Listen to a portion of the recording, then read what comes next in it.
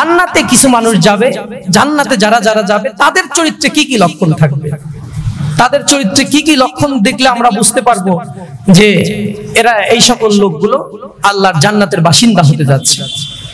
আল্লাহ রাব্বুল আলামিন বলেন, ওয়াইবাদুর রাহমানিল্লাযীনা ইয়ামশুনা আলাল আরদি হাওনা ওয়া ইযা খাতাবাহুমুল জাহিলুনা ক্বালু সালামা।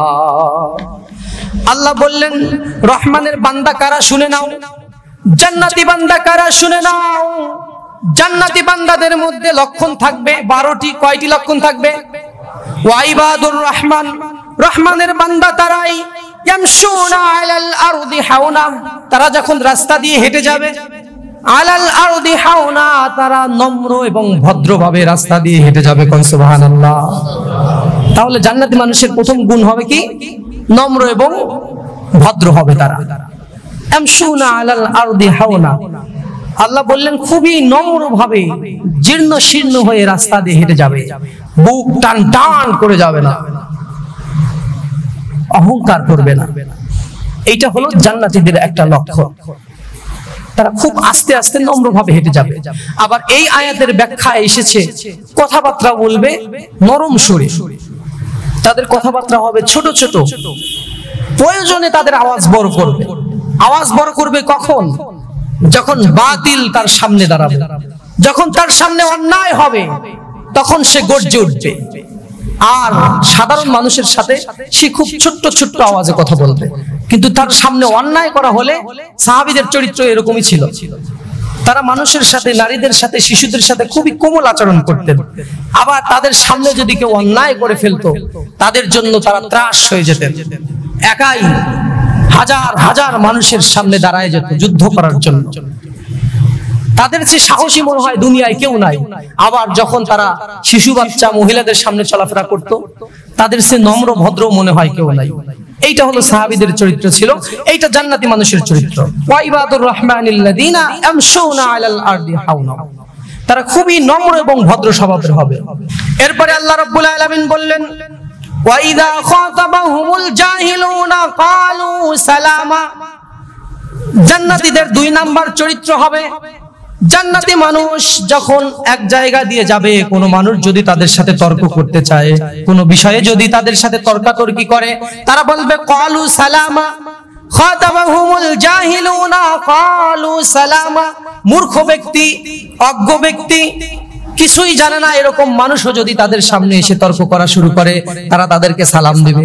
সালাম দিয়ে বলবে, তুমিই ফার্স্ট, আমি সেকেন্ড, অথবা তুমি সব জানো, আমি কিছু জানি না। এইটা হলো তাদের চরিত্রের আরেকটা লক্ষণ। আপনি দেখবেন অনেক জায়গায় এরকম মানুষ পাওয়া যায়, কিছু না জানলেও বড় বড় মানুষের পিছনে লেগে যায়।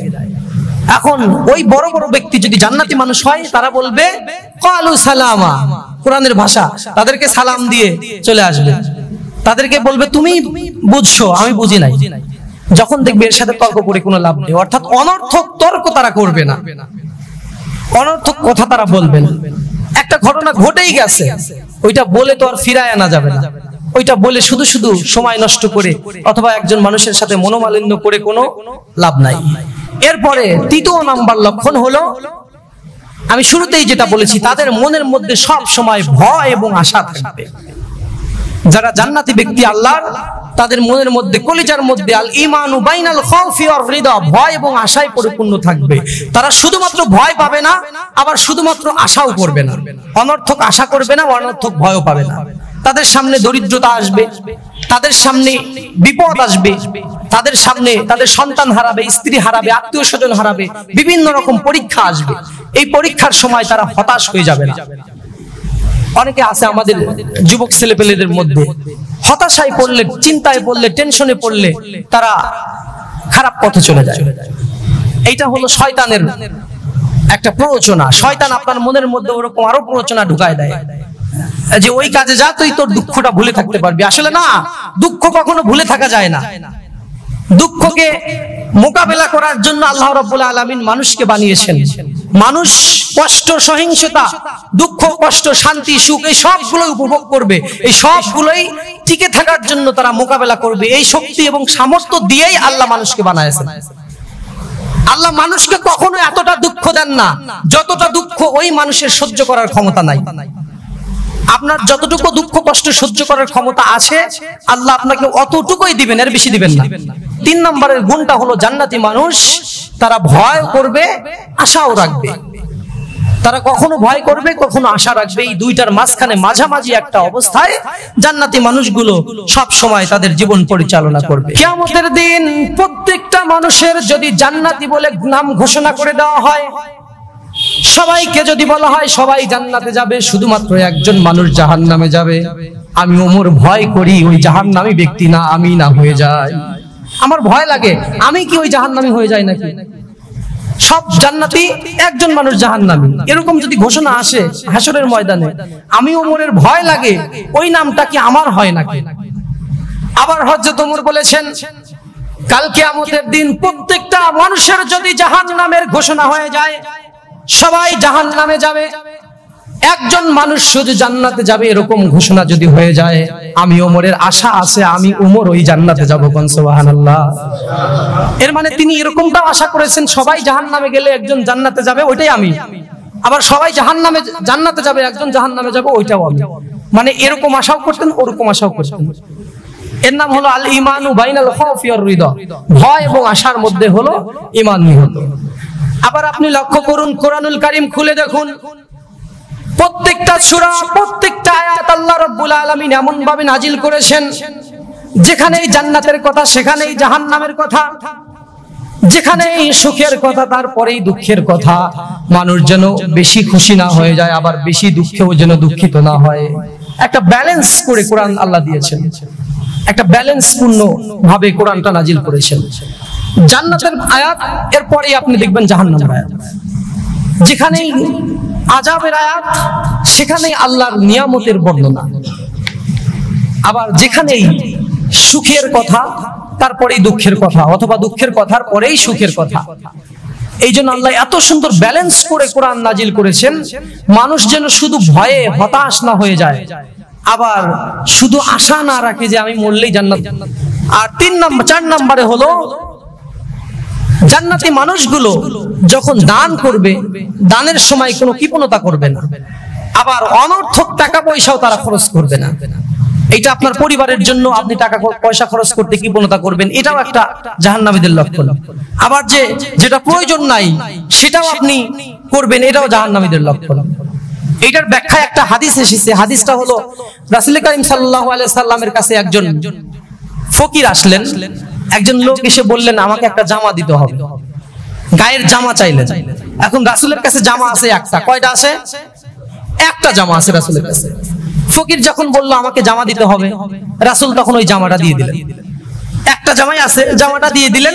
এখন তিনি আম্মা জান আয়েশার ঘরের মধ্যে আসেন, সাহাবীরা এসে ডাকাডাকি করতেছে, তিনি আর বার হতে পারছেন না, গায়ে জামা নাই।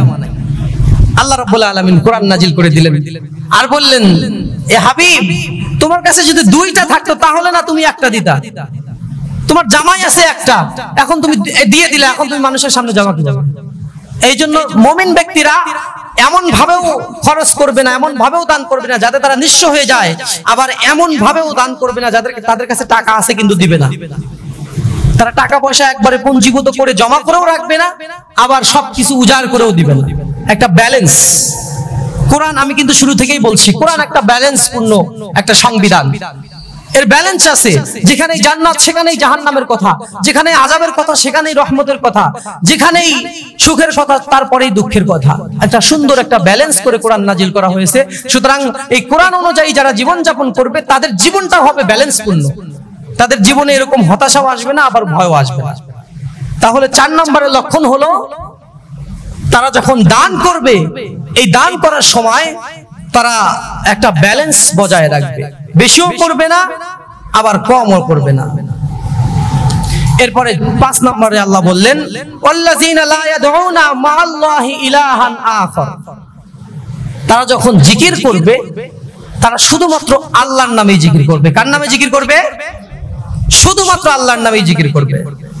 এখন জিকিরের পর আল্লাহ আল্লাহ অনেক জিকির করা হয় আমাদের এলাকায়, এরপরে আবার অন্য বিভিন্ন মানুষের নাম নিয়ে অমুক বাবা, তমুক বাবা, খাজা বাবা, ন্যাংটা বাবা, আছে না না? এগুলো এই যে জিকির গুলো, ওয়াল্লাযিনা লা ইয়াদউনা মা'আল্লাহি ইলাহান আখার, ইলাহান আখার, শুধুমাত্র কেবলমাত্র আল্লাহর নামেই তারা জিকির করবে। আল্লাহ ব্যতীত কোন গায়রুল্লাহর নামে জিকির চলবে না। এই যে অমুক বাবা তমুক বাবা বলা যাবে, আর জিকির করা যাবে, কিন্তু শুধুমাত্র কার? আবার আমার কথা ভুল বুঝবেন না, জিকির কিন্তু করতে হবে। কার জিকির করতে হবে? জোরে বলেন কার? একমাত্র আল্লাহ, শুধুমাত্র আল্লাহ। আল্লাহ বললেন ওয়াল্লাযিনা লা ইয়াদউনা মা'আল্লাহি ইলাহান আখার। জান্নাতি ব্যক্তিদের একটা গুণ থাকবে, সেই গুণ হলো তারা জিকির করবে শুধুমাত্র আল্লাহর। কিছুক্ষণ আল্লাহর জিকির করে তারপর আবার অন্য নাম অন্য রং ঢং করবে না। এইগুলো জান্নাতি মানুষের চরিত্রের মধ্যে নাই, এইগুলো তারা করবে না। 7 নম্বরে ওয়ালা ইয়াকতুলুনান নাফসাল্লাতী ইল্লা বিল হক। তারা কখনো কারো রক্তে তাদের হাত রঞ্জিত করবে না, অর্থাৎ কোনো কিছুকে তারা হত্যা করবে না, আঘাত করবে না। এটা হলো জান্নাতি মানুষের 6 নম্বরের লক্ষণ। অনর্থক কারো গায়ে হাত তুলবে না, কোনো পশুকে কষ্ট দিবে না, কোনো মানুষ হত্যা করবে না, কোনো রক্ত প্রবাহিত করবে না। সোজা কথা, এই আয়াতে এসেছে ওয়ালা ইয়াকতুলুনান নাফসাল্লাতী ইল্লা বিল হক। কোন প্রকার রক্ত তারা প্রবাহিত করবে না, তাদের হাত দিয়ে কোনো রক্ত ঝরবে না, তাদের হাতে কারো রক্ত লাগবে না। এটা হলো জান্নাতি মানুষের 6 নম্বরের লক্ষণ। এরপরে 7 নম্বরে আল্লাহ রাব্বুল আলামিন কি বললেন শুনুন। 7 নম্বরে ঘোষণা করলেন ওয়ালা ইয়াজনুন, তারা কখনো জিনা করবে না। এটা হলো 7 নম্বর। জিনা আমাদের সমাজে আছে না নাই? জিনা একটা জিনিস, পরকীয়াও ওই একই জিনিস। পরকীয়া আর জিনা একই জিনিস। এখন শহর থেকে গ্রামে একদম এমন ভাবে ছেয়ে গেছে এই পরকীয়া নামক একটা ব্যাধি, একটা ভাইরাস, প্রচন্ড ভাবে। আপনার শহর নাই, গ্রাম নাই, সব জায়গায় খবরের কাগজ খুললেই দেখা যায় বাচ্চার মা বাচ্চাকে মেরে ফেলছে পরকীয়ার জন্য। পরকীয়া দেখে ফেলছে। আমি মনে হয় কয়েক মাস আগে একটা নিউজ এরকম পড়েছিলাম ঢাকাতে। 8 বছরের একটা বাচ্চা দেখেছে নিজের মেয়ে পরকীয়া দেখার কারণে বাচ্চাটাকে মেরে ফেলছে। এই যে পরকীয়ার বলি, একজন পরকীয়া করলে 2টা পরিবার নষ্ট হয়ে যায়। ওই মহিলার পরিবার এবং ওই পুরুষের পরিবার, 2টা পরিবার নষ্ট হয়ে যায়। 2 পরিবারে বাচ্চা কাচ্চা থাকে, তাদের কষ্ট হয়। হয়তো বাবা মা আলাদা হয়ে যায়, কিন্তু ওই ছোট বাচ্চাগুলো বাবা মার আদর না পেয়ে তারা অবহেলায় বড় হয়, তাদের ভবিষ্যৎ নষ্ট হয়ে যায়। এই জন্য ওই বাবা মাই দায়ী। এই জন্য আল্লাহ রাব্বুল আলামিন বললেন ওয়ালা ইয়াজনুন, তারা কখনো জিনা করবে না। জিনা তো করবেই না, জিনার ধারের কাছ দিয়েও তারা যাবে না। কুল্লিল মুমিনিনা ইয়াগুদ্দু মিন আবসারিহিম, তারা তাদের চক্ষুকে নিম্নগামী করবে। মুমিনদের এটা গুণবলী। তারা চোখ দিয়ে উপর দিকে তাকাবে না, উপর দিকে মানে কোনো মহিলার দিকে তাকাবে না। জিনার ধারের কাছেও যাবে না, জিনা করবে না। এরপরে 8 নম্বরে হবে তাদের চরিত্র থাকবে সুমহান এবং সুন্দর। চরিত্র নিয়ে কিছু কথা।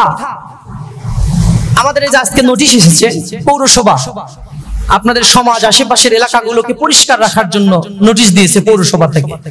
আমরা আমাদের পৌরসভা থেকে উদ্যোগ নেওয়া হয় আমাদের বাড়ির চারপাশের ময়লাগুলো আমাদের বাড়ির আশেপাশে রাখি না, সবগুলো গোছায় এক জায়গায় একটা স্তূপ করে রাখি। এই জন্য রাখি যে আমাদের পরিবেশ নষ্ট হচ্ছে, চোখের সামনে ময়লা পড়তেছে, কিন্তু আমাদের মনের মধ্যে কত ময়লা এটা আমরা নিজেরা যদি জানি, চেষ্টা করি, তাহলেই বুঝতে পারবো। চারপাশের ময়লাগুলো সুন্দর করে পরিষ্কার করে আপনারা নিয়ে গিয়ে একটা স্তূপের মধ্যে ময়লার জায়গার মধ্যে রেখে দিচ্ছেন, কিন্তু আপনার মনের মধ্যে কত ময়লা। আপনি একজন গরিব মানুষকে সহ্য করতে পারেন না, আপনি একজন অসহায়কে খাওয়াতে পারেন না, আপনার হাত দিয়ে ব্যবসায় আপনি অধিক মুনাফা করেন, আপনি ওজনে কম দেন, আপনি সুদের সাথে লিপ্ত আছেন, আপনি ঘুষের সাথে লিপ্ত আছেন।